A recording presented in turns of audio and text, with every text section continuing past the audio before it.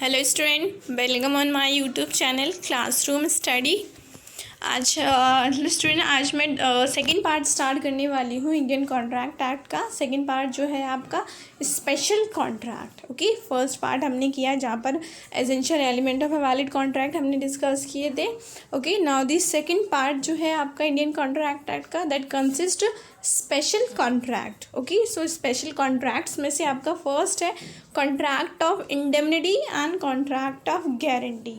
So here we are going to discuss about the contract of indemnity and guarantee. क्या meaning होता है contract of indemnity का and contract of guarantee का। Okay, generally indemnity means क्या होता है, compensate करना। ओके, कॉम्पनसेट अब हम किस लिए करते हैं, किसी भी पार्टी को लॉस होता है तो उसको कॉम्पनसेट करने के लिए जो पर्सन यहाँ पर प्रॉमिस करेगा। ओके, जब पर्सन जो आपस में दो पर्सन अगर प्रॉमिस करेंगे कॉम्पनसेट करने के लिए, सो वो क्या है, कॉन्ट्रैक्ट बन जाएगा आपका। ओके, एग्रीमेंट बन जाएगा। सो that's called contract of indemnity. Means contract of indemnity क्या है कि जहाँ पर एक पर्सन सेकेंड पर्सन को अनदर पर्सन को प्रॉमिस कर रहा है कि अगर आपको कोई भी लॉस होगा, ओके, कोई भी लॉस होगा तो मैं आपको कॉम्पनसेट करूँगा। ओके, जैसे आपके इंश्योरेंस के केस में होता है ना कि आप पॉलिसी लेते हैं कोई भी, तो कंपनी आपको क्या प्रॉमिस करती है कि आपको कोई भी लॉस होगा। ओके, वहाँ पर स्पेसिफाई होता है रीज़न। सपोज अगर लाइफ इंश्योरेंस है तो लाइफ के केसेस में, या फिर आपका जैसे हेल्थ इंश्योरेंस है, एक्सीडेंटल इंश्योरेंस है, मरीन इंश्योरेंस है, ओके, ट्रेड इंश्योरेंस है, एसेट्स का कोई इंश्योरेंस करवाया है, तो इन सब में क्या होता है, आपको प्रॉमिस करती है ना कंपनी कि आपको कॉम्पनसेट करेगी अगर आपको लॉस होगा इन सब चीज़ों का। तो वो जो कॉन्ट्रैक्ट होता है आपके और कंपनी के बीच में, that's called contract of indemnity. Okay, then second है contract of guarantee. What mean by contract of guarantee, as the name suggest, guarantee क्या है, जहाँ पर आप गारंटी देते हैं। किस बात की गारंटी देते हैं, जनरली आप लोन लेते हैं। ओके, तो बैंक को लोन गारंटी चाहिए होता है ना, एक पर्सन जो आपकी गारंटी दे। किस बात की गारंटी दे कि अगर फर्स्ट पर्सन फेल हो जाए, मतलब डेटर जो है वो फेल हो जाए पेमेंट करने में लोन की। ओके, बोरोवर जो है फेल हो जाता है अगर लोन अमाउंट पे करने में, तो फिर जो गारंटर पर्सन है, सेकंड पर्सन है, वो पे करेगा। मीन्स क्या है, वो एडिशनल सिक्योरिटी देता है पेमेंट ऑफ डेट की, पेमेंट ऑफ लोन की। So that called contract of guarantee. Okay, so let's start करते हैं आज का फाइनली। सो हमारा फर्स्ट पार्ट है contract of indemnity and contract of guarantee में part A contract of indemnity. Okay, what mean by contract of indemnity, here a promise given by one person to another person save him or compensate him for the loss if he will suffer in future is called contract of indemnity. Okay, as I told you कि कहाँ क्या है आपका indemnity contract, कि जहाँ पर एक person promise करता है अनदर पर्सन को कि अगर उसे फ्यूचर में किसी भी रीज़न से, या तो उस खुद पर्सन की वजह से जो प्रॉमिस कर रहा है, या फिर किसी अदर पर्सन की वजह से, तो फिर वो उसको कॉम्पनसेट करेगा। So that's called contract of indemnity. Okay, then इसका डेफिनेशन गिवन है कॉन्ट्रैक्ट ऑफ इंडेमनिटी का आपका in section 124 of the Indian contract act. Okay, क्या डेफिनेशन गिवन है, जो हमने मीनिंग डिस्कस किया वही यहाँ पर डेफिनेशन है generally. So let's see, a contract by which one party promises to save the other person from loss caused to him by the conduct of promiser himself or by the conduct of any other person is called a contract of indemnity. Okay, यही होता है generally कि promise करता है person क्या, कि उसकी वजह से, खुद की वजह से या किसी अनदर पर्सन की वजह से अगर उससे लॉस होगा, ओके, किसी भी तरीके का लॉस होगा, तो वो उसको कॉम्पनसेट करेगा। फाइन। सो अब जो पर्सन यहाँ पे प्रॉमिस करता है, that's called indemnity fire, also called promiser. Okay, promiser कहते हैं हम जनरली, लेकिन यहाँ पर अब हम कॉन्ट्रैक्ट ऑफ इंडेमनिटी कर रहे हैं तो उसके वर्ड्स में हमें यूज़ करना पड़ेगा। सो दैट्स कॉल्ड इंडेमनिटी फायर, जो पर्सन प्रॉमिस देता है कॉम्पनसेट करने का। फाइन। अब लेकिन जिस पर्सन को प्रॉमिस दिया जाएगा, okay, person to whom promise is given, उसको क्या बोलेंगे, इंडेमनिटी होल्डर। जनरली बोलते हैं promisee, but here we called indemnity holder. Fine. So it means contract of indemnity में क्या है, टू पार्टीज होती हैं। कौन टू पार्टीज होती है, फर्स्ट आपका इंडेमनिटी फायर होता है, सेकंड इंडेमनिटी होल्डर होता है। ओके, उन दोनों के बीच में सिर्फ एक ही कॉन्ट्रैक्ट होता है, और कॉन्ट्रैक्ट किस रिगार्डिंग होता है, कॉम्पनसेट करने के लिए के regarding. Okay, make to good the financial loss. Okay, जो पार्टी को लॉस हुआ है ना, प्रॉमिसी को, उसको गुड करने के लिए, ओके, उसको ओवरकम करने के लिए। फाइन। सो देन आपके कुछ एसेंशियल एलिमेंट्स हैं, कुछ एसेंशियल कंडीशंस हैं जो कि फुलफिल होनी चाहिए under the contract of indemnity. So first है कि अ contract of indemnity must satisfy all the requirement of valid contract.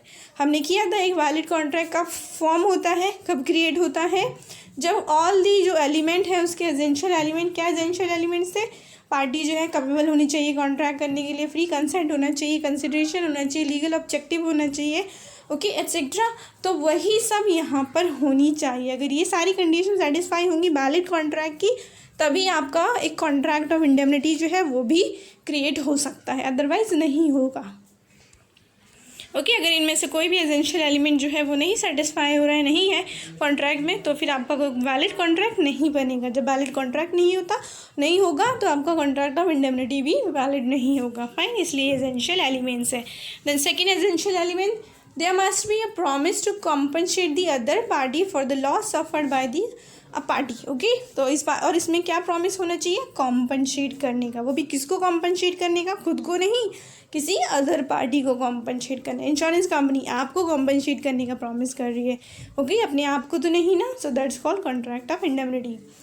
The next essential elements, the loss may be due to conduct of promisor himself और any other person. अब ये भी condition है कि loss जो हो रहा है अदर पार्टी को, वो या तो आपकी वजह से होना चाहिए जो प्रॉमिसर है, या फिर किसी अदर पर्सन की वजह से। ओके ये ना हो किसी की भी वजह से हो सकता है, या ये कंडीशन ना रखी हो आपने कि अगर मेरी वजह से लॉस होगा तो ही मैं आपको कॉम्पनसेट करूँगा। नो, किसी की भी वजह से लॉस हो, आप कॉम्पनसेट करने का प्रॉमिस कर रहे हो बस, तो that's called contract of indemnity. Then next essential element, contract of indemnity must be express. Okay express होना चाहिए। एक्सप्रेस पता है, या तो ओरली या रिटन फॉर्म में एक्सप्रेस होना चाहिए। Then here are the example है कि कौन से जो कॉन्ट्रैक्ट है आपके कॉन्ट्रैक्ट ऑफ इंडेमनिटी में आता है। एज आई डिस्कस कि इंश्योरेंस के जितने भी कॉन्ट्रैक्ट है ना वो आते हैं, but excluding the life insurance. क्यों excluding the life insurance, because किसी की लाइफ के इक्वल तो कोई भी कॉम्पनसेट नहीं कर सकता ना। क्या LIC कंपनी जो है, अगर आप लाइफ इंश्योरेंस पॉलिसी लेते हैं तो ऑल्दो कि वो आपको कुछ देती है क्लेम, लेकिन वो आपकी एक पर्सन के लाइफ के इक्वल नहीं होता है जितना कि एक पर्सन की लाइफ वैल्यूएबल होती है उसकी फैमिली के लिए, है ना। तो दैट्स वाई इसको एक्सक्लूड रखा है आपके कॉन्ट्रैक्ट ऑफ इंडेमनिटी से। बाकी जितने भी कॉन्ट्रैक्ट ऑफ इंश्योरेंस हैं वो सब हैं आपके इंडेमनिटी कॉन्ट्रैक्ट।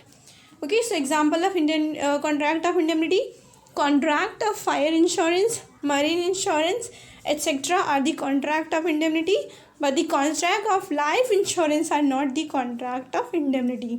Okay, क्यों नहीं है, क्योंकि लाइफ जो है बहुत ही ज़्यादा आपकी वैल्यूएबल है, उसके लिए कोई भी कॉम्पनसेट नहीं कर सकता है। ओके देन एग्जाम्पल है आपका इसके लिए, for example Ajay contracts to indemnity Vijay against the consequences of any proceeding which Rahul may takes against the Vijay in respects of some from ₹5,000. Okay Ajay जो है प्रॉमिस करता है बी को कि अगर जो राहुल आपके अगेंस्ट जो भी लीगल प्रोसीडिंग ले रहा है उसकी वजह से आपको जो लॉस होंगे मैं आपको कॉम्पनसेट करूँगा ₹5,000 तक। तो वो क्या है, आपका कॉन्ट्रैक्ट ऑफ इंडेमनिटी है। वो प्रॉमिस कर रहे हैं अगर आपको लॉस हुआ उसकी लीगल प्रोसीडिंग लेने की वजह से, लीगल एक्शन लेने की वजह से आपके अगेंस्ट, तो मैं आपको कॉम्पनसेट करूँगा। So this is a contract of indemnity. Here Ajay is indemnifier जो प्रॉमिसर है, and Vijay is indemnity holder जो कि प्रॉमिसी है। फाइन, देन है आपका second part of this topic, contract of guarantee. Okay अब गारंटी क्या है, जो गारंटी देता है एक पर्सन, जो किसकी गारंटी देता है, बॉर्डर की। या फिर सिमिलरली जैसे आप किसी भी शॉप पर जाते हैं तो शॉपकीपर को बोलते हैं ना कि ये मेरी फ्रेंड है, इसको आपको इस पर्टिकुलर मंथ में इतना क्रेडिट बेसिस पर आप इसको गुड्स दे दो जो भी इसे चाहिए लाइफ के लिए नेसेसरी गुड्स, मैं इसकी पेमेंट करूँगी अगर ये नहीं दे पाई आपको टाइमली तो वो भी क्या है, कॉन्ट्रैक्ट ऑफ गारंटी है। वहाँ पर आप प्रॉमिस कर रहे हैं उसको पेमेंट करने का। फाइन, सो लेट्स सी इसके लिए जो आपका कॉन्ट्रैक्ट ऑफ गारंटी है that's deal with in the section 126। Okay section 126 deals with the contract of guarantee. तो उसमें क्या क्या प्रोविजंस गिवन है रिगार्डिंग दिस कॉन्ट्रैक्ट। फर्स्ट है contract of guarantee is a contract to perform the promise और discharge the liability of a third person in case of his default. Okay contract of guarantee में क्या promise करते हो आप, हर एक contract में promise तो होता ही है, लेकिन अब यहाँ पर क्या प्रॉमिस है, किस टाइप का, इसमें क्या प्रॉमिस है आपका, डिस्चार्ज ऑफ लायबिलिटी का, कि आप जो थर्ड पर्सन है आपकी फ्रेंड उसकी लायबिलिटी आप पे करने की प्रॉमिस कर रहे हैं, उसकी लायबिलिटी आप डिस्चार्ज करने की प्रॉमिस कर रहे हैं। लेकिन कंडीशन भी है, कब, जब अगर वो फेल हो जाए देन ओनली। ये नहीं कि आप बोलो कि नहीं वो नहीं देगी मैं ही दूंगी, तो वो आपको कॉन्ट्रैक्ट ऑफ गारंटी नहीं है, क्योंकि आपने ये कंडीशन रखी अगर वो फेल हो जाए तो मैं पे करूँगी, अगर वो नहीं दे पाएगी तो मैं दूंगी, तो that's called contract of guarantee. Fine.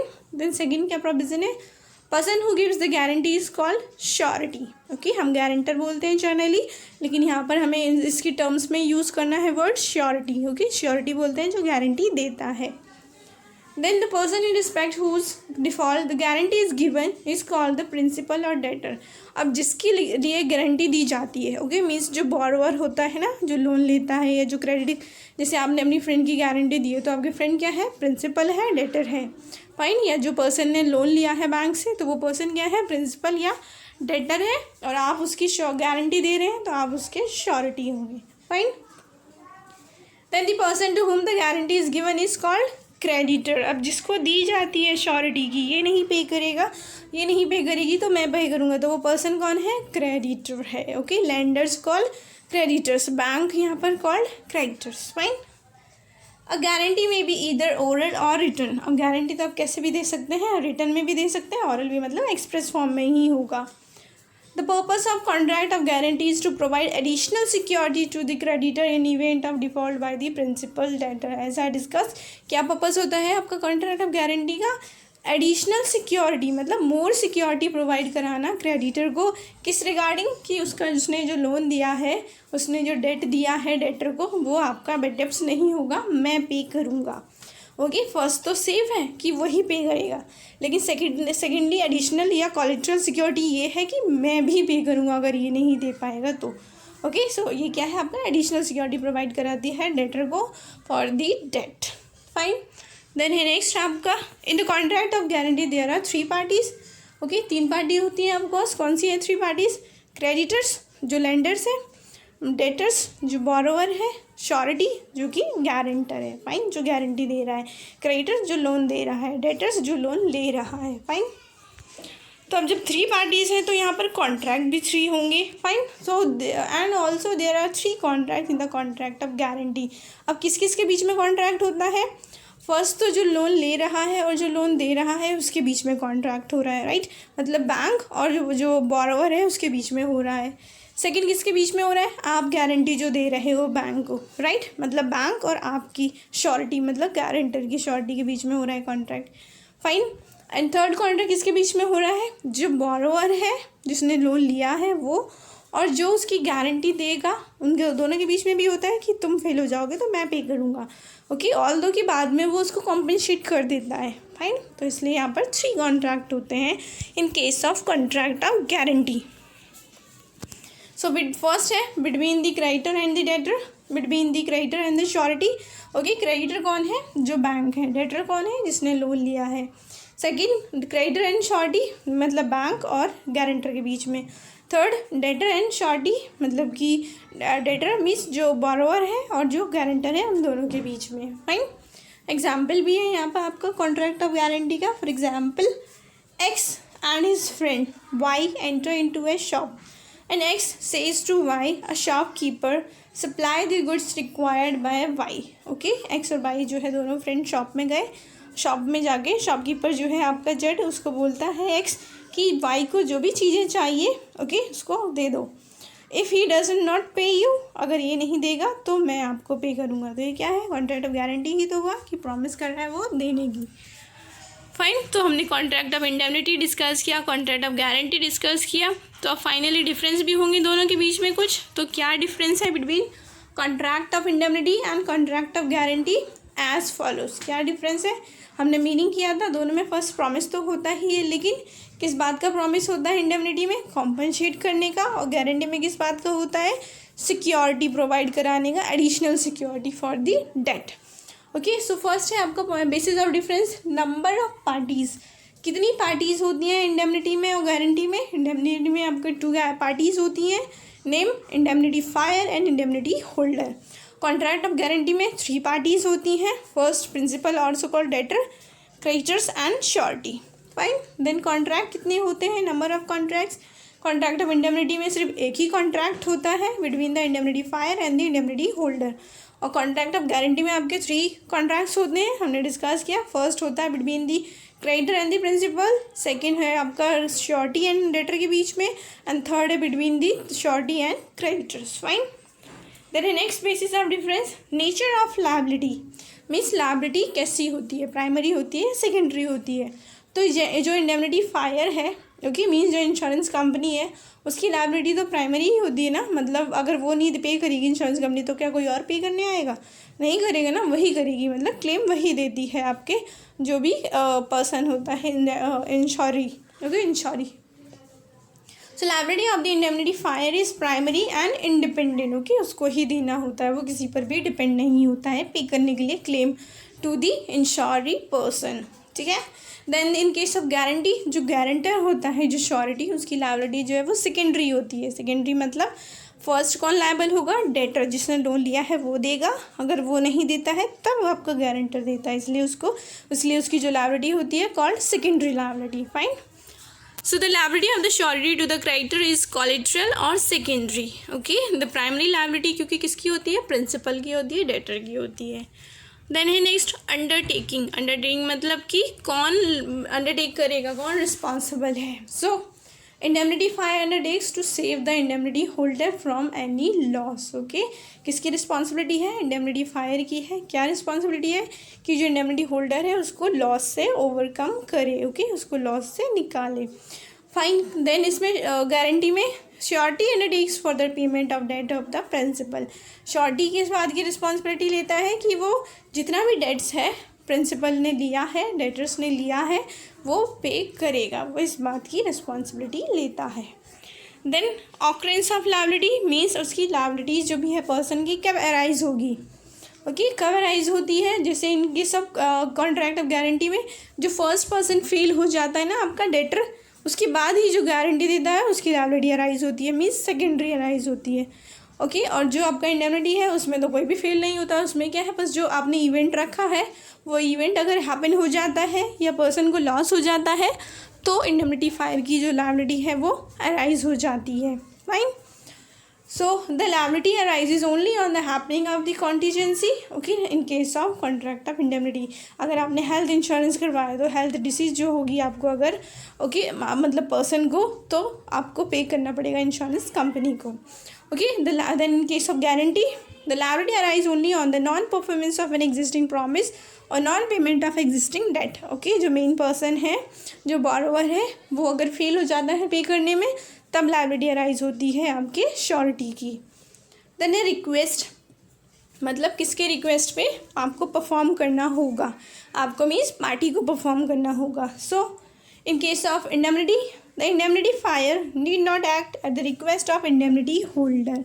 Indemnity fire जो इंडेमनिटी होल्डर की रिक्वेस्ट पे नहीं परफॉर्म करता अपना ऑब्लिगेशन। सपोज क्या आप बोलेंगे इंश्योरेंस कंपनी को, नहीं मुझे क्लेम दे दो अभी, मुझे तो ज़रूरत है, चाहे वो इवेंट हैपन हुआ हो जिसके लिए किया है इंश्योरेंस या ना हुआ हो, ओके। जैसे बिजनेस का इंश्योरेंस करवाया तो बिजनेस में लॉस हुआ हो ना हुआ हो, लॉस बाय फायर हुआ नहीं, और आप क्लेम कर दो कंपनी से कि मुझे तो दे दो, मुझे तो अर्जेंटली रिक्वायर्ड है, मेरे पास फंड नहीं है एंड ऑल, तो क्या वो दे देंगे इंश्योरेंस कंपनी? नहीं देगी ना। तो इसलिए क्या है, indemnifier need not act at the request of the indemnity holder. Fine. But in case of guarantee, अगर जो क्रेडिटर है या फिर जो डेटर है वो बोल सकता है ना कि आप दे दो पेमेंट, मेरे पास नहीं है पैसे, मैं आपको बाद में दे दूंगा, तो दे सकता है ऑफकोर्स। तो इसलिए है आपका the surety act at the request of principal और डेटर। लेकिन इंडेमनिटी फायर नहीं करता किसी की रिक्वेस्ट पर, लेकिन श्योरिटी कर सकता है, okay. Then the next difference है पर्पस। पर्पस क्या होता है आपके कॉन्ट्रैक्ट ऑफ इंडेमनिटी का और कॉन्ट्रैक्ट ऑफ गारंटी का? हमने सबसे पहले डिस्कस किया था कॉन्ट्रैक्ट इंडेमनिटी का क्या पर्पस है, reimburse the loss cost to the indemnity holder, okay. Indemnity holder को जब भी लॉस हो रहे हैं उसको कॉम्पनसेट करना। और in case of guarantee the purpose of contract to provide additional security to the debt, okay. जो भी क्रेडिटर को एडिशनल सिक्योरिटी प्रोवाइड कराना कि उसका जो लोन है, उसने जो लोन दिया है वो पूरा सेफ है। Fine. So these are the difference between contract of indemnity and contract of guarantee. Fine, I hope clear होगा आपको। Then the next topic is rights of surety. Surety पता है आपको, जो गारंटर है तो उसके पास कुछ राइट भी होंगे, ओके, तो उसके जो राइट्स हैं उसको 3 पार्ट्स में कैटेगराइज किया गया है। Rights against the debtor, okay, debtor जिसकी वो दे रहा है guarantee, then rights against the creditor जिसको वो दे रहा है गारंटी या promise, and rights against the co-sureties. Co-sureties का क्या मतलब होता है, जब more than 2 person, okay, more than 1 person, 2, 3, 4 जो भी है मिलकर किसी पर्सन की गारंटी देते हैं ना, so those person call co-sureties. Okay, तो इन सब के अगेंस्ट एक श्योरिटी के पास राइट्स होते हैं। सो क्या राइट्स हैं, लेट्स डिस्कस। फर्स्ट है राइट्स अगेंस्ट दी प्रिंसिपल और डेटर। ओके, प्रिंसिपल डेटर पता है आपको, जो बोरोवर होता है, जो लोन लेता है, तो उसके अगेंस्ट अगर आपने गारंटी दी है ना, तो आपके पास क्या क्या राइट्स होंगे। सो एज फॉलोज, फर्स्ट है right of subrogation. Subrogation means क्या होता है कि आप उसको सब्स्टिट्यूट कर लेते हैं। आप सब्स्टिट्यूट कैसे करते हैं, मीन्स कि आपने क्रेडिटर को पेमेंट कर दिया। ओके, मीन्स आपके जो मिस्टर ए है उसने लोन लिया बी से, आपने प्रॉमिस किया था, ओके, मीन्स गारंटी दी थी, तो आपने उसका लोन पे कर दिया बैंक को, तो आपके पास वो बैंक के सारे राइट आ गए ना, जो कि आप बैंक जो कि थे उसके अगेंस्ट थी principal debtor.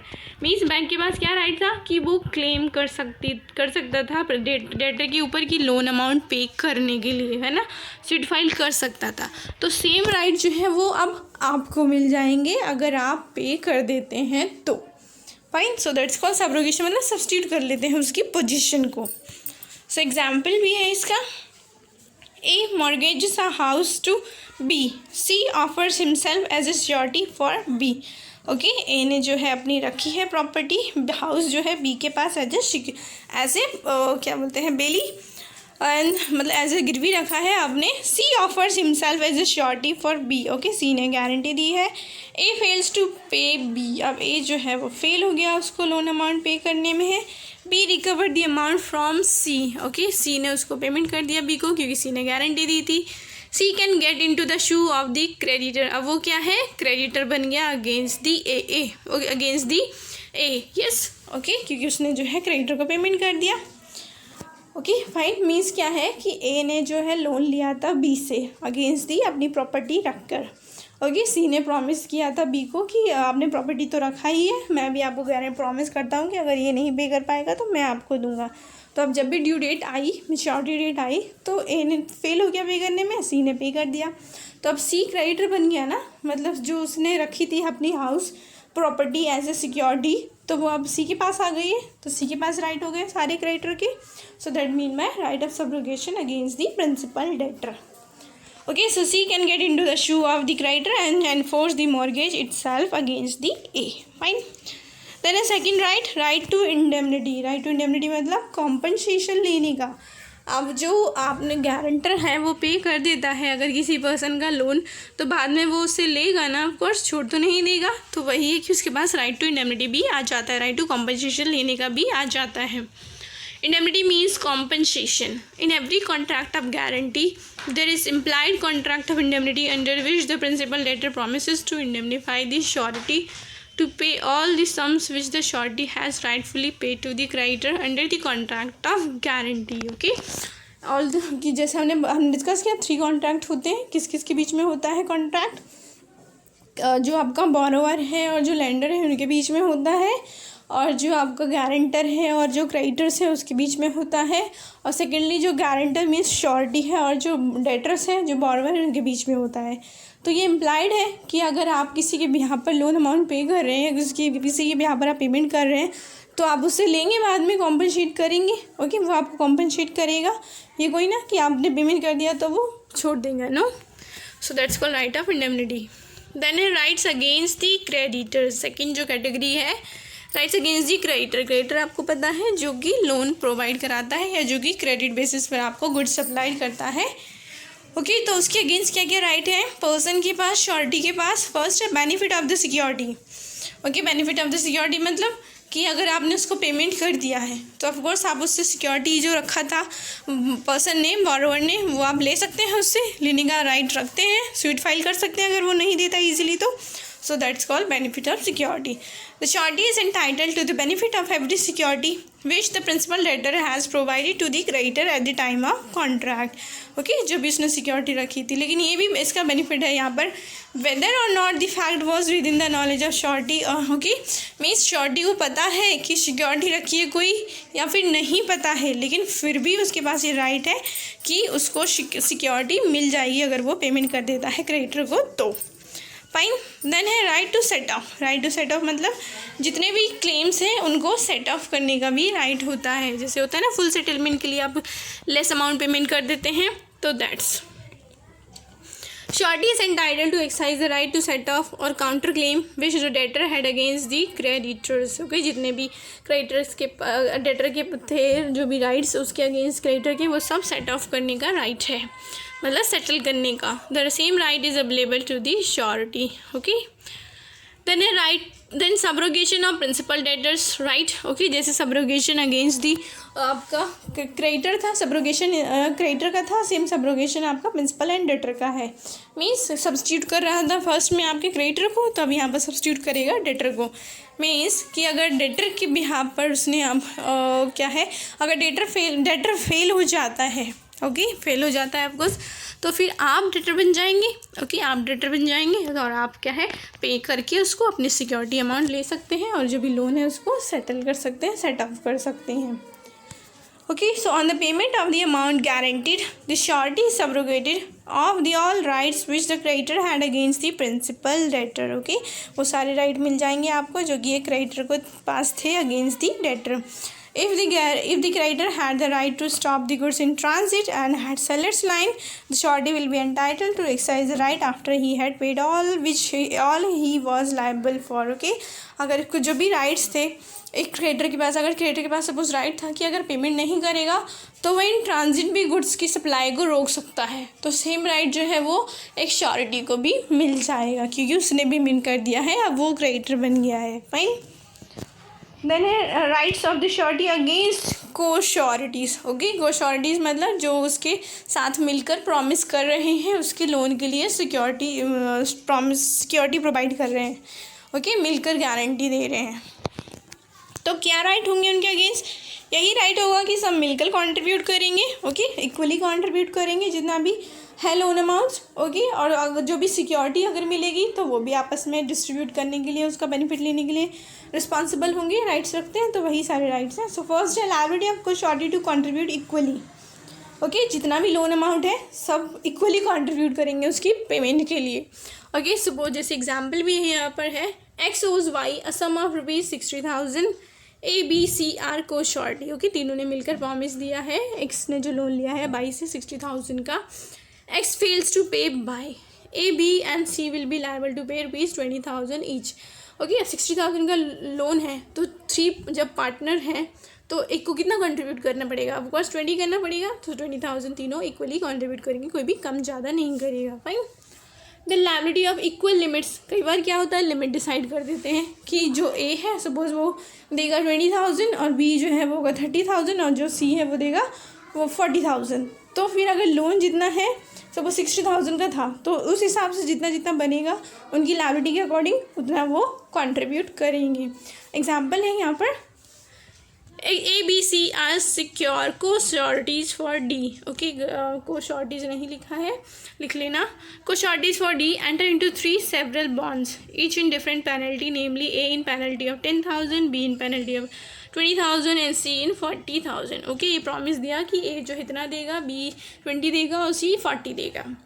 Conditions for D's duly according to E. Okay, D ने बोरोवर है और जो कि ए से ए जो ई जो है वो क्रेडिटर्स है. D makes default to the extent of 30,000. अब डी जो है उसने सारा पेमेंट तो कर दिया लेकिन बस कितना फेल हो गया, 30,000 का लोन अमाउंट जो है वो पे नहीं कर पाया. तो अब 30,000 के लिए तीनों कितना कितना कंट्रीब्यूट करेंगे? ऑफकोर्स 10,000 ईच, क्योंकि टोटल 30,000 ही है और जो कि उनकी लिमिट्स के अंदर है. ए जो है 10,000 से ज़्यादा नहीं दे सकता ना, तो वो 10,000 देगा और बाकी लोग भी 10,000 देंगे क्योंकि लोन ही उतना है. अगर सपोज 40,000 का होता लोन तो कितना देते? ए 10,000 देता, बी 20,000 देता और सी जो है आपका वो भी 20,000 देता. ओके, तो इस हिसाब से आपका हो जाता। सॉरी 10,000 ही देता वो, तो मतलब जितना रिमेनिंग बचेगा वो अनदर पर्सन देगा। Okay, then the next and last right जो कि है श्योरिटी के पास against the surety is right to share security. Okay, मतलब जो बोरोवर है अगर उसने कोई भी सिक्योरिटी रखी थी क्रेडिटर के पास, तो अगर तीनों ने मिलकर पेमेंट कर दिया है को श्योरिटीज़ ने, तो जो भी मिलेगा सिक्योरिटी उसको आपस में तीनों डिस्ट्रीब्यूट कर लेंगे, उसको यूज़ कर लेंगे अपने जो भी डेट अमाउंट उन्होंने पे किया है उसको कॉम्पेंसेट करने के लिए। Okay, if a co surety obtains any security of principal debtor the other co surety has a right to share such security. Okay, so ये सारे राइट्स हैं जो कि एक श्योरिटी के पास है अगेंस्ट दी आपका डेटर्स है, अगेंस्ट दी क्रेडिटर्स है, अगेंस्ट दी को श्योरिटीज़ है। Fine. Okay, then next topic है आपका टाइप्स ऑफ गारंटी। अब गारंटी कितने टाइप्स का होती है आपकी। ओके, सो गारंटी को यहाँ पर 2 टाइप्स में कैटेगराइज किया गया है। 2 टाइप्स क्या है आपके, specific guarantee and continue guarantee. Specific as the name suggest, specific मतलब जो एक पर्टिकुलर डेट के लिए होगा। आपने प्रॉमिस किया है कि मेरी जो फ्रेंड है उसको 1 बैग ऑफ वीट आप इसको दे दो। Okay, 1 bag of wheat. Okay, 1 bag of wheat उसने दे दिया, उसके लिए आपने प्रॉमिस दिया था और पेमेंट कर दिया, फाइन, तो ख़त्म हो गया। लेकिन आपका सेकंड जो है ना कॉन्टिन्यू, अब कॉन्टिन्यूसनेस मुझे सजेस्ट, आप अगर बोलते हैं शॉपकीपर को मेरी जो फ्रेंड है उसको आप 10,000 रुपीज़ तक सप्लाई ऑफ गुड्स देना। ओके, 10,000 रुपीज़ तक, फाइन, तो उतने में वो जितने मर्जी चाहे बीट्स ऑफ बैग्स दे सकता है, बीट्स ऑफ जो राइस ऑफ बैग्स दे सकता है, या जो भी उसको नेसेसरी चीज़ें होंगी वो सब डिलीवर कर सकता है। लेकिन लिमिट कहाँ तक रखा है, 10,000 रुपीज़ तक। तो 10,000 तक जो आपकी लायबिलिटी है वो कंटिन्यू रहेगी। Okay, so that's called continue guarantee. Specific guarantee जब एक पर्टिकुलर डेट से रिलेटेड होती है, कंटिन्यू गारंटी जो एक पर्टिकुलर डेट से रिलेटेड नहीं होती है, कुछ अमाउंट से रिलेटेड होती है, कुछ लिमिट होती है। फाइन, सो डिस्कस करते हैं। फर्स्ट है आपका specific guarantee. A specific guarantee, when the guarantee given in the respect of single transaction or debt, it is called specific guarantee. Fine, जब एक के लिए दिया जाता है सिर्फ। Example भी है here, a guarantees payment to be of the price of 6 bags of rice to be delivered, okay, to be delivered by B to C and to be paid in a month. Okay, इन्हें जो है promise किया है कि B को 6 bags देने हैं। Okay, 6 bags देना है, तो उसके लिए गारंटी दिया है मैं 6 बैग का पेमेंट करूँगा within the month. B deliver 6 bags of rice to C. Okay, उसने 6 बैग्स दे दिए सी को एंड सी ने पेमेंट कर दिया उसके लिए, तो एक ही गारंटी का तो यूज़ नहीं हुआ ना यहाँ पर। लेकिन afterwards B again deliver 4 bags of rice to C, तो सी उसने क्या है अगेन उसके बाद 4 बैग्स दे दिए जो बी मतलब उसकी फ्रेंड था सी को, तो सी अब सी ने पेमेंट नहीं कर पाया, तो क्या जो पर्सन था ए उसकी गारंटी अभी भी रहेगी। ओके, मतलब वो पे करेगा क्या अनदर 4 बैग्स की डिलीवरी के लिए? ऑफकोर्स नहीं करेगा, क्योंकि यहाँ जो उसने गारंटी दी थी वो स्पेसिफिक थी। स्पेसिफिक कितना थी आपकी, सिर्फ 6 बैग्स के equal. Okay, so the guarantee given by this A was a specified guarantee and accordingly it came to an end as soon as he paid the price of 6 bags. A is not liable now for the price of 4 bags of rice delivered to him after the performance of first promise, क्योंकि उसने जो promise किया था वो first के लिए किया था, मतलब 6 बैग्स के लिए करा था। उसके बाद आप जितने भी दे रहे हो उनके लिए वो पेमेंट नहीं करेगा, चाहे उसने फर्स्ट के लिए पेमेंट कर दिया हो या ना किया हो। फाइन, देन अनदर है आपका second continue guarantee. Okay, as the name suggest continue होगा of course. So a continue guarantee which extend to the series of transaction is called a continue guarantee. Okay, series of transaction तक होता है ये। Okay, this continue guarantee is not limited to a single transaction only, it is generally for an indefinite period और until revoke. Okay, indefinite time तक होता है, कितना भी हो सकता है, बस लिमिट होता है किस बात का कि अमाउंट का लिमिटेशन होता है। एग्जाम्पल भी है यहाँ पर, A ask a shopkeeper to sell goods on credit to be up to a limit of 4,000 during the next months. Fine, A ने प्रॉमिस किया बी को देना है कितने 4,000 रुपीज़ तक, promise to pay the amount on B default, अगर B नहीं दे पाएगा तो उसको पेमेंट करेगा। So this is a continue guarantee and A is liable up to 4,000 on default of B. Okay, तो वो कितने के लिए लाइबल है? 4,000 के लिए। 4,000 में वो जितना मर्जी चाहे उतनी आइटम परचेज कर सकता है या ले सकता है या डिलीवर कर सकता है। फाइन। सेम अनदर एग्जाम्पल है B. A guarantees payment to B, a tea dealer, to the amount of 1,000 for any tea that he may supply to C from time to time. Okay, 1,000 तक उसने अपना promise करा है देने का। B supplied some tea to C to the value of ₹1,000. अब B ने दे दिया उसको C को डिलीवर 1,000 रुपीज़ की payment, delivery of tea. C paid for it. अब सी ने पेमेंट कर दिया, मतलब जो भी बॉरोवर था उसने ही पेमेंट कर दिया है। B supplied C with the tea to the value of 2,000 which he could not pay. अब उसने दोबारा फिर उसको 2,000 का सप्लाई कर दिया है। तो यहाँ पर लेकिन गारंटी रहेगी, क्योंकि उसने ये नहीं बताया था कि सिर्फ इसी पर्टिकुलर बैग, इसी पर्टिकुलर टी के लिए मैं पेमेंट करूँ। उसने क्या बोला, सिर्फ 1,000 की मैं पेमेंट करूँगा, इसको दे दो डिलीवरी ऑफ टी। तो वो 1,000, तो वो जो टी है वो कोई सा भी हो सकता है, अभी का भी हो सकता है, आगे फ्यूचर का भी हो सकता है। बस उसने लिमिट क्या दी है, 1,000 रुपीज़ की दी है ना। So that's is called continue guarantee. Then है revocation of continue guarantee. Revocation मतलब कब कैंसिल हो जाएगी श्योरिटी की guarantee under the continue guarantee, मतलब कब वो फ्री हो सकता है अपनी गारंटी से। Okay, so here are the circumstances, कब हो सकता है, by the notice of revocation by the surety. Okay, surety खुद नोटिस दे सकता है ना, खुद इन्फॉर्म करके कि मेरी गारंटी अब नहीं है, आप इसको डिलीवरी अब कुछ दो, इसको लोन दो या मत दो। ओके, एग्जाम्पल भी है। A guarantees to B to the extent of ₹20,000 that she shall pay all the bills that B shall draw upon him. Okay, इन्हें गारंटी दिया है कि वो सारे बिल पेमेंट करेगा जो भी बी के ऊपर बनेंगे। B draws upon C a bill 20,000. C accept the bill and A gives notice of revocation. C dishonor the bill at the maturity. Okay, इन्हें C की गारंटी दी थी कि वो उसकी लोन, उसके बिल की पेमेंट करेगा जो भी उसके ऊपर बनाए जाएंगे। तो B ने बना दिया बिल उसके ऊपर 20,000 का। अब जब पेमेंट की बात आई मेच्योरिटी पे, तो C फेल हो गया और A ने भी क्या बोला, नोटिस दे दिया कि रिवोकेशन का, कि मेरी गारंटी नहीं है। तो यहाँ पर A जो है वो नहीं रिवोक कर सकता, क्योंकि आपको जो रिवोकेशन का नोटिस देना है वो उसके प्रॉमिस करने से पहले देना है। ओके, मीन्स पर्सन को डिलीवरी ऑफ गुड्स देने से पहले देना है अपना रिवोकेशन। मीन्स पर्सन को लोन ग्रांट करने से पहले आपको अपनी गारंटी को कैंसिल करना है। अगर आप उसके बाद करते हैं तो फिर आप लायबल होंगे ही होंगे। फाइन। तो जैसे यहाँ पर है कि बिल एक्सेप्ट कर लिया, जो एक्सेप्टर है, उसके बाद आप दे रहे हो गारंटी, सॉरी उसके बाद आप दे रहे हो नोटिस ऑफ रिवोकेशन, तो वो नहीं माना जाएगा। Fine. So A will be liable for his guarantee because the bill was accepted by C before A's revocation of guarantee. Fine. Then कैसे और अगेन कैसे रिवोक हो सकता है, फ्री हो सकता है person from his guarantee, bye death of this surety. अब पर्सन की डेथ ही हो जाएगी तब तो ऑफकोर्स फ्री हो जाएगा, चाहे वो बिफोर एक्सेप्टेंस ऑफ हो चाहे वो आफ्टर हो। देन अदरवेज भी है। अदरवेज क्या है, कुछ भी अगर चेंज हो जाता है विदाउट इन्फॉर्मिंग दिस श्योरिटी तो भी। A continuing guarantee may also be revoked when there comes variance in the terms of contract, loss of security, compounding with the principal debtor, discharge of principal debtor, etc.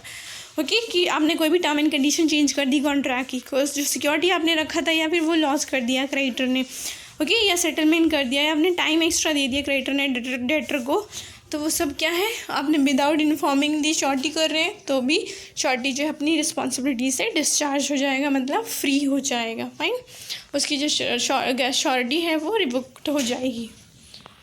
Then another है आपका next topic, circumstances where a surety discharge from his liability. Means क्या circumstances हैं जहाँ पर एक surety अपनी responsibility है उससे डिस्चार्ज हो जाए, अपनी लायबिलिटी डिस्चार्ज हो जाए। हमने यहाँ पे डिस्कस किया, ये तो कंटिन्यू के रिगार्डिंग था, ये भी हो सकते हैं पॉइंट, बट अगर क्वेश्चन आपका आता है सिर्फ explain the circumstances where a surety discharge from his liability, तो आप ये वाला आंसर लिखेंगे। ओके, तो वो क्या है, यहाँ पर 3 कैटेगरीज में कैटेगराइज किया गया है। यहाँ पर भी a surety is said to be undischarge when his liability comes to an end. The various modes of discharge are as follow. कैसे एक पर्सन डिस्चार्ज हो सकता है श्योरिटी अपनी लायबिलिटी से, बाय दी रिवोकेशन। रिवोकेशन का हमने कर लिया। रिवोकेशन कैसा है, नोटिस दे सकता है या उसकी डेथ हो जाए या फिर जो टर्म एंड कंडीशन है जो अदर पॉइंट वाला ये चेंज हो जाए तो, ठीक है। देन है by the conduct of creditor. Conduct of creditor मतलब क्रेडिटर कुछ ऐसी एक्टिविटी कर देता है तो भी हो जाएगा। देन थर्डली है आपका by invalidation of contract. Okay, तो तीनों को डिटेल में करते हैं। फर्स्ट है आपका discharge of surety by revocation. Okay, revocation का हमने किया। रिवोकेशन होता है by the notice by death of the surety, by novation. Novation मतलब ओल्ड की जगह आप नया कोई कॉन्ट्रैक्ट फॉर्म कर लेते हैं ना, फर्स्ट तो क्या है, फर्स्ट वाला कैंसिल माना जाता है, सो that's called novation. Novation means substituting a new contract in place of the old one, the original contract is discharge. Okay, तो इसका मतलब फर्स्ट वाला जो था वो डिस्चार्ज हो, कैंसिल नहीं होगा, कॉन्ट्रैक्ट कैंसिल हो गया तो पर्सन भी अपनी लायबिलिटी से फ्री हो जाएगा। देन है discharge of surety by the conduct of the creditor. Creditor की एक्टिविटी की वजह से वो फ्री हो सकता है। कैसे?